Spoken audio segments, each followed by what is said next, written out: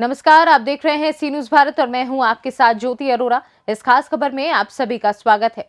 भदोही जनपद अंतर्गत विकासखंड सुरियावा के ग्राम सभा अबरना के प्रमुख समाज सेवी लोगों के सुख दुख के साथ ही गांव के विकास के लिए तत्पर, कर्तव्यनिष्ठ, संघर्षशील, सुशिक्षित, ईमानदार, भावी प्रधान पद के उम्मीदवार सरोजा देवी के पति राजकुमार उपाध्याय से सी न्यूज संवाददाता आशुतोष पाठक ने गांव में हुए विकास कार्यों को लेकर बातचीत की।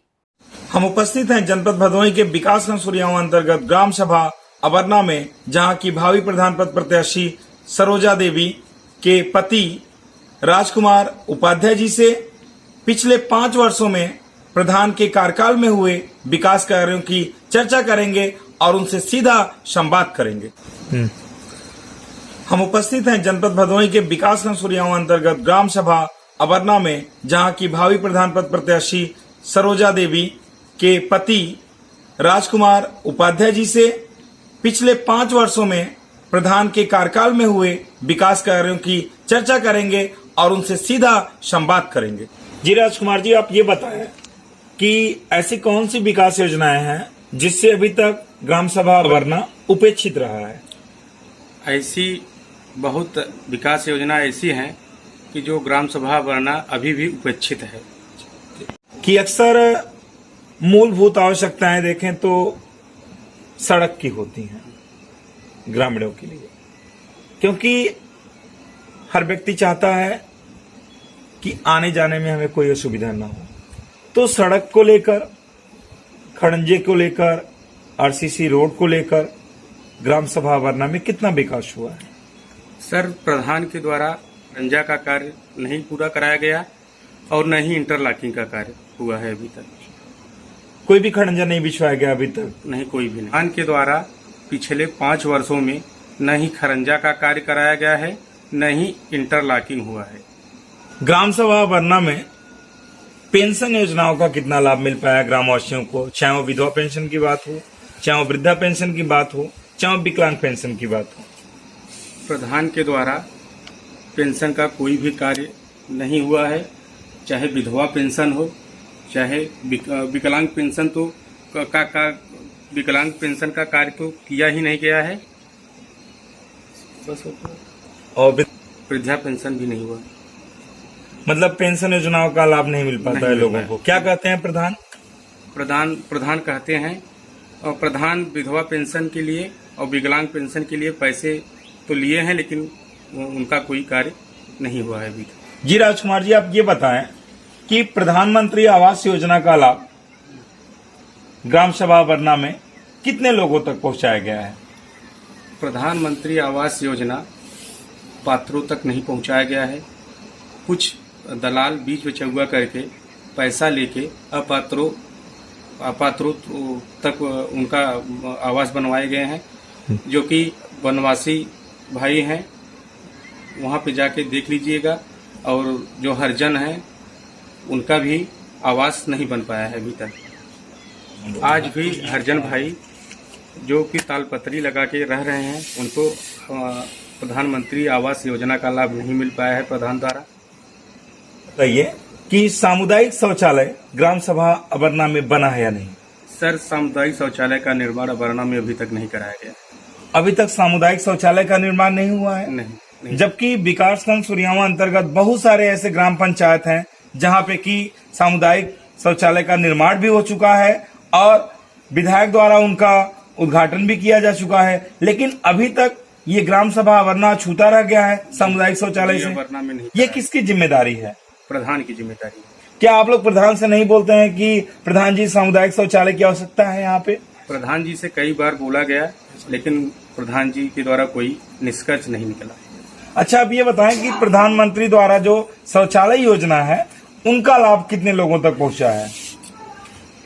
जो सामुदायिक शौचालय जो शौचालय बना है प्रधानमंत्री द्वारा, वो ग्राम सभा में बना है, न ही दरवाजा उसमें है और न ही गड्ढा भी। कितने शौचालय का गड्ढा नहीं बना है, जो कि प्रधान द्वारा कोई ऐसा योजना नहीं चलाया गया है कि जनता के द्वारा कि जनता तक पहुंचाया जाए कि इसका लाभ शौचालय का अच्छे ढंग से लाभ उठाएं।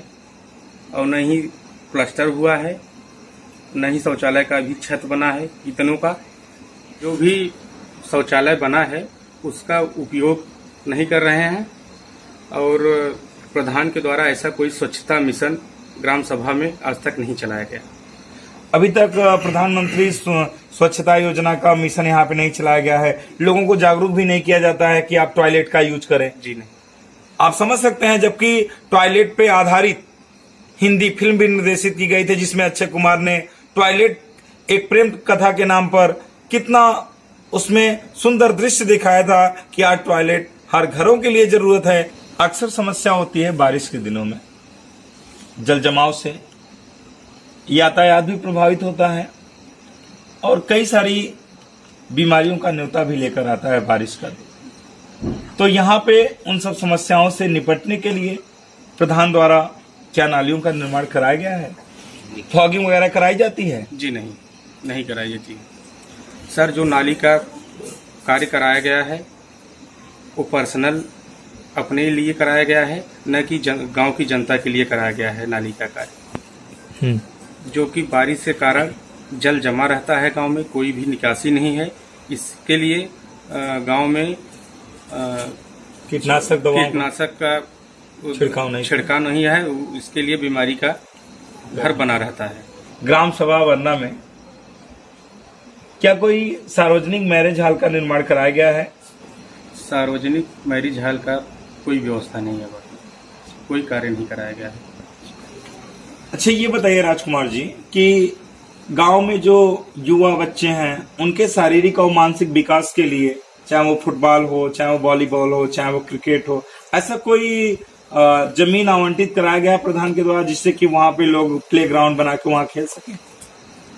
तो खेल कूद के लिए कोई भी जमीन ग्राम सभा में प्रधान के द्वारा नहीं आवंटित कराया गया। ग्राम सभा वरना में प्राथमिक विद्यालय की क्या स्थिति है? सर, ग्राम सभा में विद्यालय बना तो है लेकिन आज तक गेट नहीं लगवाया गया है और ये तो ऐसी स्थिति है। घर तो बना है लेकिन उसका दरवाजा नहीं लगवाया गया है। तो आप देख सकते हैं कि विद्यालय तो बना लेकिन विद्यालय का गेट नहीं लग पाया। क्या विद्यालय का गेट लगवाना ही इतना ही खर्च था कि विद्यालय का गेट नहीं लग सके? आप सोच सकते हैं कि अगर विद्यालय का गेट नहीं लगा है तो इससे जो मवेशी पशु हैं वो भी विद्यालय में जा सकते हैं और किसी भी प्रकार की कोई भी अनहोनी छोटे छोटे बच्चों के साथ घट सकती है। पूरा विश्व कोरोना जैसी भयंकर बीमारी से जूझ रहा था। बहुत से ऐसे गांव थे जहां की ग्राम प्रधानों ने, समाज सेवियों ने आगे आए और समाज के गरीब तबके के लोगों का हर संभव मदद किया। क्या यहाँ के ग्राम प्रधान द्वारा भी ऐसी दरियादिली दिखाई गई? नहीं, कोई नहीं दिखाई गई। नहीं तो यहाँ पे पूरे ग्राम सभा में सैनिटाइजर हुआ, मास्क वगैरह बांटा गया था? कुछ नहीं मास्क बांटा गया। जो बाहर से आए हुए लोग थे उनके लिए क्या विद्यालय में रहने की व्यवस्था की गई थी? कोई व्यवस्था नहीं की गई।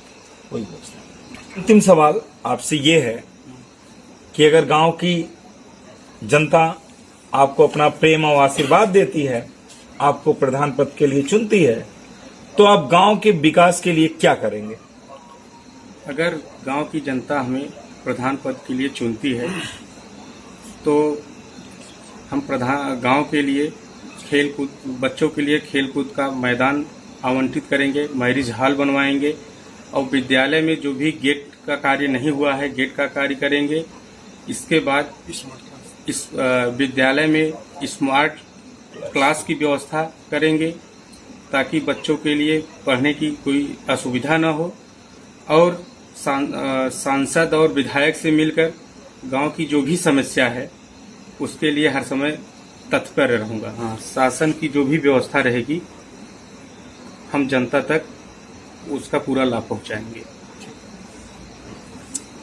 ये थे राजकुमार उपाध्याय जी, जिन्होंने पिछले 5 वर्षों में प्रधानी कार्यकाल में हुए कार्यों की विस्तार पूर्वक चर्चा की और सीधे संवाद किया और उन्होंने बताया कि ऐसी कौन कौन सी कमियां हैं जो कि अभी पूरी नहीं हो पाई हैं। बहुत सारी योजनाएं हैं, जैसे कि उसमें इन्होंने बात की विद्यालय के गेट की। आप सोचिए क्या स्थिति है कि विद्यालय बना है लेकिन गेट नहीं। और बहुत सी, चाहे वो पेंशन की बात करें, चाहे वो जल निकासी की बात करें, चाहे वो गर्मी के दिनों में पानी पीने की सुविधा की बात करें, चाहे वो सार्वजनिक शौचालय की बात करें, ऐसी बहुत सी योजनाएं हैं जिससे कि ग्राम सभा अबरना अब भी वंचित है, अछूता है और उपेक्षित है। इस खास खबर में फिलहाल के लिए इतना ही। देश और दुनिया की तमाम बड़ी खबरों के लिए आप देखते रहिए सी न्यूज़ भारत।